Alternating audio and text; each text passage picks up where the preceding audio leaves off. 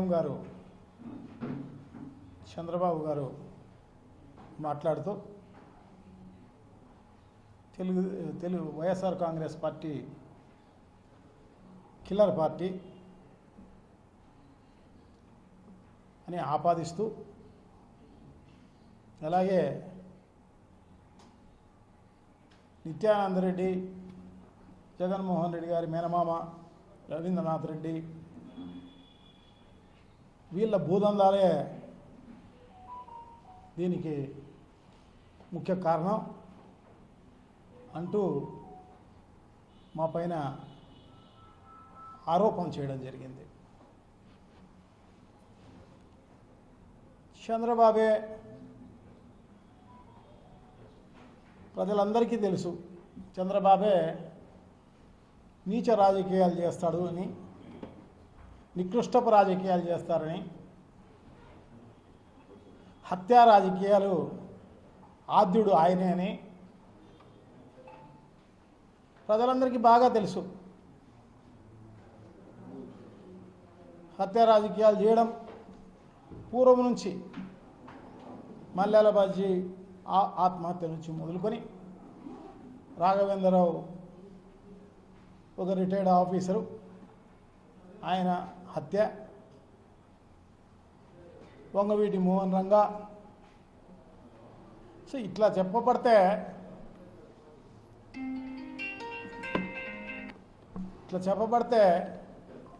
చాలామందిని ఈ రకంగా చంపి తిమ్మిని బమ్మిని చేయడంలో ఈయన నిష్ఠాతుడు కాబట్టి అది ఇంకొకరిపైన బురద చల్లే కార్యక్రమం చేసిన పరిస్థితి మనం గతంలో చూసాం, ఇప్పుడు చూస్తున్నాం. మరి ముఖ్యంగా రాజారెడ్డి గారి హత్యలో ముద్దాయిలను నెలపాటు ఆశ్రయం ఇచ్చింది ఎవరు? అంటే నువ్వు వెనకుండి రాజారెడ్డి గారిని చంపించినావనే కదా ఉద్దేశం.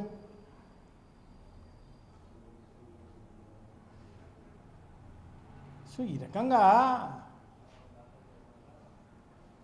అదే కాకుండా ఇప్పుడు పరిస్థితుల్లో ప్రభుత్వం ఉంది కదా అని చెప్పేసి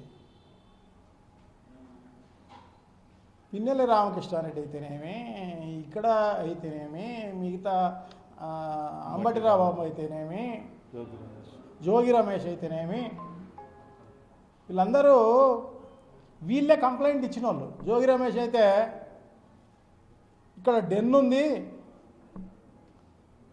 దొంగసారాయి కాల్చుతున్నారు ఇక్కడ,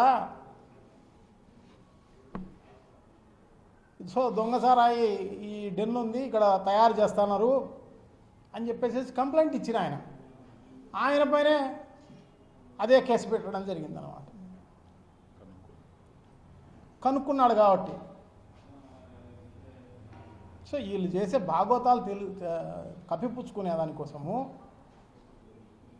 అందరు వేరే వాళ్ళ పైన బురద చల్లే కార్యక్రమం, వేరే వాళ్ళ పైన బనాయించే కార్యక్రమం చేస్తున్న పరిస్థితి మనం చూస్తున్నాం.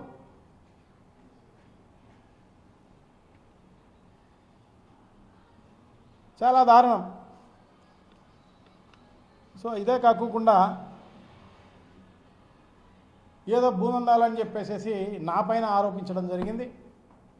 నేను ఒక్క డీకేటీ పట్టా ఎక్కడైనా తీసుకొని ఉంటే నిరూపించమను. కానీ చంద్రబాబు ఎన్ని డీకేటీ పట్టాలు ఆక్రమించినాడు, ఎంత ప్రభుత్వాన్ని ఆక్రమించినాడు, ప్రభుత్వ భూమిని. అదే కాకుండా వారికి అనుయాయులైన ఎమ్మెల్యేలు అయితేనేమి, మంత్రులు అయితేనేమి, వీళ్ళందరూ ఎంతెంత ఆక్రమించినారు, ఎక్కడెక్కడ ఆక్రమించినారు, ఇవన్నీ నిరూపించమంటే నిరూపిస్తాం. నాది నిరూపించమను. మళ్ళీ ఊరికే ఆరోపించడం కాదు, మసి ఊసే గుడ్డను మొహాన్ పైన వేస్తే సరిపోతుందిలే అని చెప్పేసి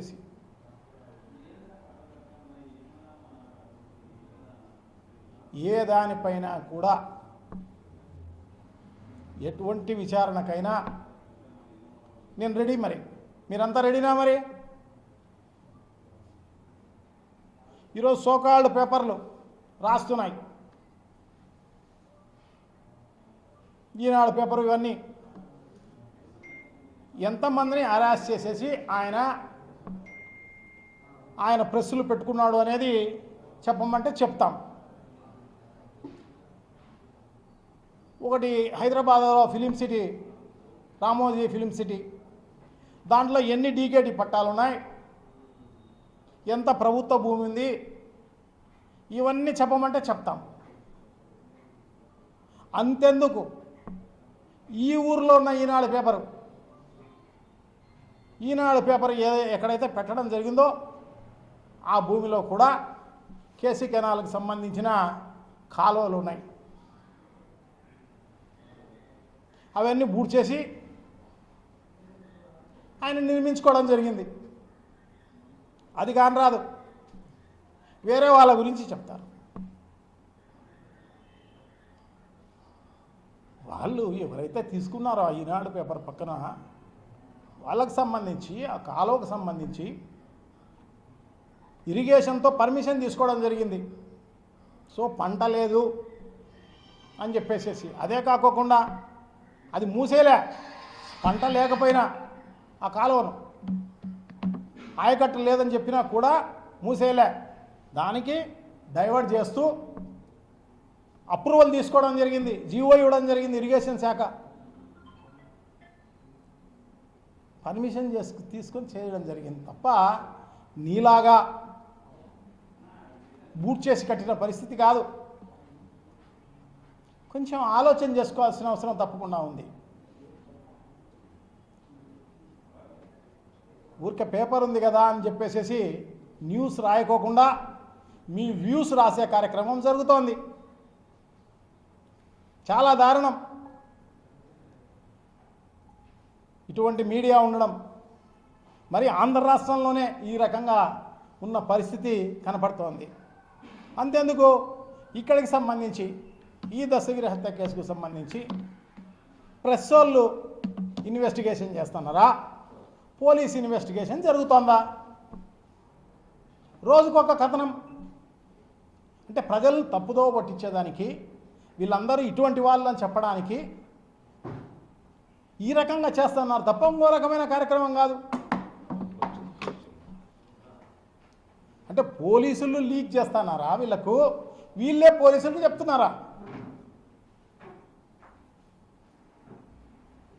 ఏదైనా నిజం ఉంటే ఎప్పుడైనా బయటకు వచ్చే కార్యక్రమం జరుగుతుంది, ఎప్పుడైనా శిక్షించబడే కార్యక్రమం జరుగుతుంది. మావాడు పెద్ద దస్తగిరి, వైఎస్ఆర్ కాంగ్రెస్ పార్టీకి సంబంధించిన వాడు, అలంకాన్పల్లి డివిజన్కు సంబంధించి ఒక ముఖ్య నాయకుడు. అతను వృత్తి వేరే కావచ్చు, మీడియేటర్ చేయవచ్చు, అందరితో సంబంధాలు ఉండవచ్చు, అన్నీ చేయవచ్చు.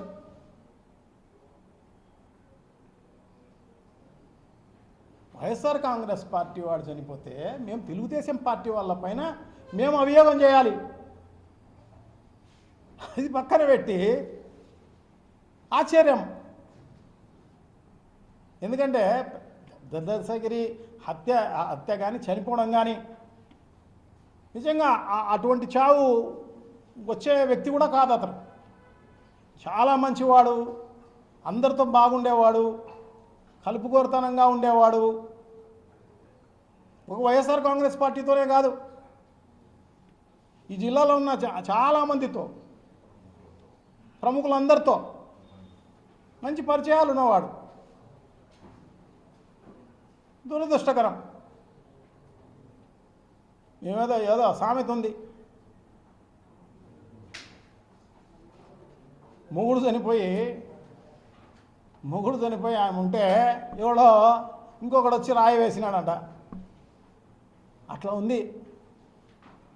మేము మా మనిషి మా వైఎస్ఆర్ కాంగ్రెస్ పార్టీ నాయకుడు చనిపోతే మేము బాధపడుతూ మేముంటే వాళ్ళు వేసే కార్యక్రమం జరుగుతోంది. ఒక పథకం ప్రకారం రోజుకొక కథనం ఆ రకంగా రాస్తూ వైఎస్ఆర్ కాంగ్రెస్ పార్టీకి ఎలా అంటగట్టాలా అని చెప్పేసి ఇదంతా తెలుగుదేశం పార్టీ సెంట్రల్ ఆఫీస్ నుంచి స్క్రిప్టు అందరికీ రోజుకో రకంగా రాసే కార్యక్రమం అన్నమాట. చిన్నగా వైఎస్ఆర్ కాంగ్రెస్ పార్టీకి, తర్వాత వైఎస్ఆర్ కాంగ్రెస్ పార్టీ నాయకులకు, తర్వాత వైఎస్ఆర్ కాంగ్రెస్ పార్టీ బంధువులకు, తర్వాత జగన్మోహన్ రెడ్డి గారికి, ఆ రకాల తర్వాత తాడేపల్లికి సంబంధించి అక్కడి నుంచి వచ్చింది. నిజంగా ఎంత దారుణం. చిన్న ఇష్యూ, ఒక బంగ్యాకు సంబంధించిన గ్రూపు ఆ రకంగా చేస్తే, ఆ రకంగా జరిగితే దాంట్లో ఇన్వెస్టిగేట్ చేసి నిజాలు నిగ్గు తేల్చాల్సిన అవసరం తప్పకుండా ఉంది. ఏం దానికో ఏదానికో ముడిపెట్టి, ఎందుకంటే ఆ ప్రభుత్వ వైఫల్యాన్ని కప్పిపుచ్చుకునే దానికోసం ఈ రకంగా చేస్తున్న పరిస్థితి అన్నమాట. ఇప్పుడు మొత్తం రాష్ట్ర వ్యాపితంగా బంగ్యాకు విచ్చలవిడిగా ఇది బంగ్యాకు రాష్ట్రం అన్నట్టు, ఆంధ్ర రాష్ట్రం కాదు, ఈ రకంగా ఉన్న పరిస్థితి. ఒక బంగ్యాకే కాదు, అన్ని రకాలైనవి మట్కా, ఎక్కడ చూసినా మట్కా, ఎక్కడ చూసినా పేకాట క్లబ్బులు, ఎక్కడ చూసినా కదా దొంగ ఈ సారాయి, దొంగ సారాయి అంటే అదే డూప్లికేట్. ప్రతి 2-3 బాటిళ్లకు ఒక బాటిల్ డూప్లికేటు, విచ్చలవిడిగా ఎక్కడ చూసినా. సో ఈ రకంగా ఉన్న వైఫల్యాలను పట్టించుకోకుండా దాన్ని కప్పిపుచ్చుకునే దానికోసం ఇంత పెద్ద ఎత్తున ఇంకొకరిపైన ఆరోపణ చేయడం. చూడండి, కిల్లర్ పార్టీ అంట వైఎస్ఆర్ కాంగ్రెస్ పార్టీ, దీంతో రాజకీయాలు అంటున్నాడు. ఎవరైనా జగన్మోహన్ రెడ్డి కానీ, రాజశేఖర రెడ్డి కానీ, రాజారెడ్డి కానీ, ఇంకోరు కానీ ఎవరైనా కూడా ఇట్లా హత్య రాజకీయాలు ప్రోత్సహించిన వల్ల పులివెందుల్లోనే దాదాపు 50-60% గ్రామాల్లో ఫ్యాక్షన్ ఉండేది గతంలో. రాజశేఖర రెడ్డి గారు రాజకీయాల్లోకి వచ్చిన తర్వాత అవన్నీ కూడా రాజీ చేసి ఇప్పటికీ కూడా ఆ వైషమ్యాలు లేకపోకుండా 2 గ్రూపులు వైఎస్ఆర్ కాంగ్రెస్ పార్టీకి సపోర్ట్ చేసే విధంగా చేసిన వ్యక్తి రాజశేఖర రెడ్డి గారు. ఈ రాష్ట్రంలో 2 కంబైన్డ్ రాష్ట్రంలో నక్సలైట్లను నిర్మూలించిన వ్యక్తి రాజశేఖర రెడ్డి గారు. అటువంటి వాళ్ళు ఉన్న దాన్ని ఈ రకంగా కిల్లర్ పార్టీ అని, ఇంకో పార్టీ అని ఈ రకంగా ప్రచారం చేసి, అంటే గోబెల్స్ ప్రచారం లాగా. సో దీన్ని ఎంతవరకు తీసుకుపోవాలనుకున్నాడో అంతవరకు తీసుకుపోయే కార్యక్రమంలో భాగంగా చేస్తున్నాడు అన్నమాట. గోబెల్స్ ప్రచారం ఒకటే పదాన్ని 10 సార్లు వాడితే, 10 సార్లు అదే మాట అంటే అదే నానుడైపోతుందిలే అని చెప్పేసి అనుకుంటున్న పరిస్థితి. గోబెల్స్ కూడా సిగ్గుపడిండు బతికుంటే. ప్రజలకు అన్నీ బాగా తెలుసు, నువ్వు ఏం చేస్తున్నావు అనేది కూడా బాగా తెలుసు. వాళ్ళు ఏ టైంలో రిఫ్లెక్ట్ కావాలనో ఆ రిఫ్లెక్ట్ అయ్యే కార్యక్రమం జరుగుతుంది. వైఎస్ఆర్ కాంగ్రెస్ పార్టీకి రేపు రాబోయే కాలంలో బ్రహ్మరథం పట్టే కార్యక్రమం జరుగుతుంది. 175 సీట్లకు 175 సీట్లు వచ్చే కార్యక్రమం జరుగుతుంది. నువ్వు చేసే డ్రామాలు, నువ్వు చేసే ఇవన్నీ కూడా ప్రజలకు అన్నీ బాగా తెలుసు. అసహించుకుంటున్నారు. ఒక్కటే మీకు సంబంధించి అనేక రకాలుగా వైఫల్యాలు ఈ ప్రభుత్వాన్ని చేపవచ్చు. ఈ 2 ఏళ్ల కాలంలో ఒక్క రైతుకు నువ్వు దానికి మద్దతు ధర ఇచ్చి కొనుక్కోవడం జరిగిందా? 1 కేజీ అన్న. ఈ రోజుకు వరికి సంబంధించి కూడా 30 కేంద్రాలు పెడతామని చెప్పి ఈ జిల్లాలో ఒక్కటి పెట్టిన పరిస్థితి లేదు. సీజన్ కూడా ముగుస్తుంది. ఉన్న వరి ధాన్యం కూడా ఎవరికో వారికి తక్కువకో ఎక్కువకో అమ్ముకునే పరిస్థితి. అన్నీ అమ్ముకున్న తర్వాత 1-2 పెట్టి మేము పెట్టినామని చెప్పేసి చెప్పుకుంటున్న పరిస్థితి తప్ప వేరే ఏం లేదు. నువ్వు రైతులకు మేలు చేయడం లేదు, వ్యవసాయానికి పెద్దపీట వేసిన పరిస్థితి లేదు, వాళ్ళకు సున్నా వడ్డీ ఇచ్చిన పరిస్థితి లేదు, పెట్టుబడి నిధి కింద ఇచ్చిన పరిస్థితి లేదు. ఒక వ్యవసాయమేం కర్మ, విద్యకు సంబంధించి ఇంతవరకు ఫీ రీఎంబర్స్మెంట్కి సంబంధించి ఎవరికి కూడా ఇచ్చిన పరిస్థితి లేదు. ఈరోజు పిల్లలందరినీ కూడా బయటికి తరిమేసే కార్యక్రమం జరుగుతుంది పరీక్షలు రాయనీకోకుండా. చాలా దారుణం. విద్యకు సంబంధించి, నిరుద్యోగులకు సంబంధించి వాళ్ళకంతా 3,000 రూపాయలు నిరుద్యోగ వృత్తి ఇస్తామని చెప్పేసి అది ఎగరగొట్టిన పరిస్థితి. ఉద్యోగస్తులకు ఐఆర్ ఇస్తామని చెప్పి వాళ్ళకి ఇచ్చిన పరిస్థితి లేదు.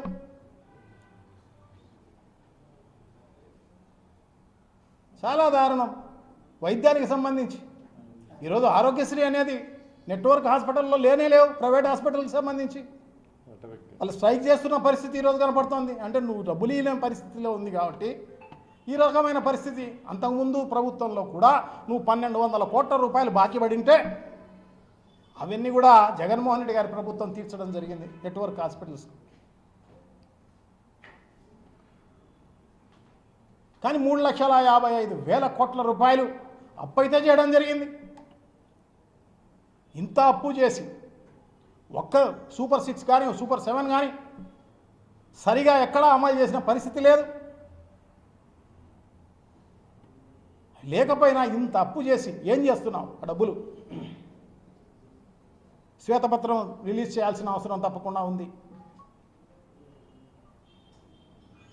ఇదే కాదు, ఎక్కడ చూసినా భూపందేరాలు,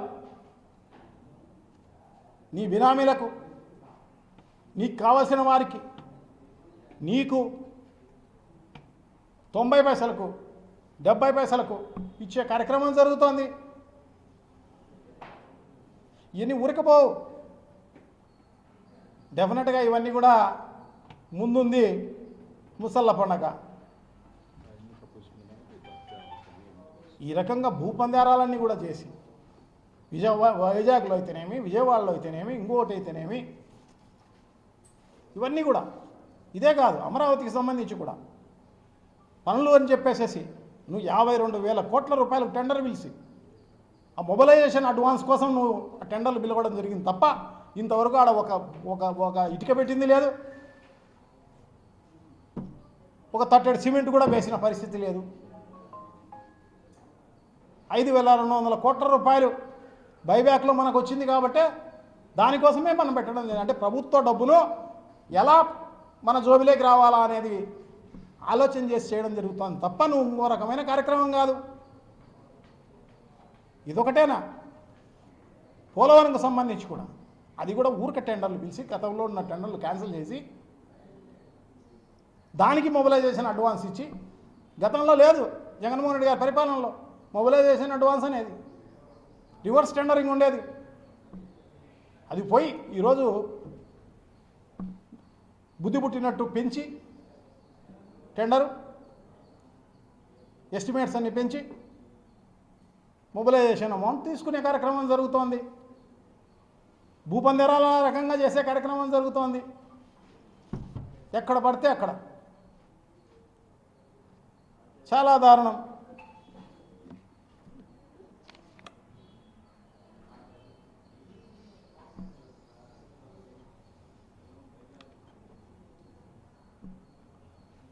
సో ఇంత దారుణంగా ఇవన్నీ ఉన్నదాన్ని కప్పిపుచ్చుకునే దానికోసం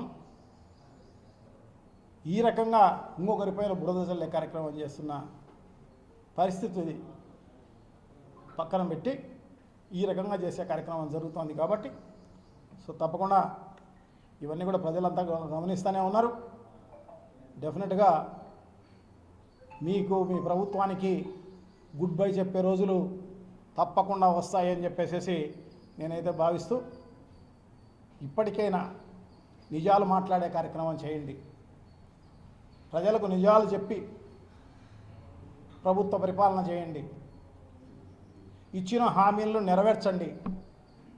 మళ్ళా కొన్ని రోజులు నిన్ను గుర్తుపెట్టుకుంటారు. అంతకు తప్ప ఈ రకంగా చేస్తే చరిత్రహీనుడు కావడమే కాకుండా ఎప్పుడు కూడా ప్రజలను నిన్ను ఎప్పుడు కూడా ఒక నీచ రాజకీయాలు చేస్తున్న చంద్రబాబు లాగానే నువ్వు మిగిలిపోతావు అని చెప్పేసి తెలియజేసుకుంటూ సెలవు తీసుకుంటున్నాం. Thank you. నమస్కారం.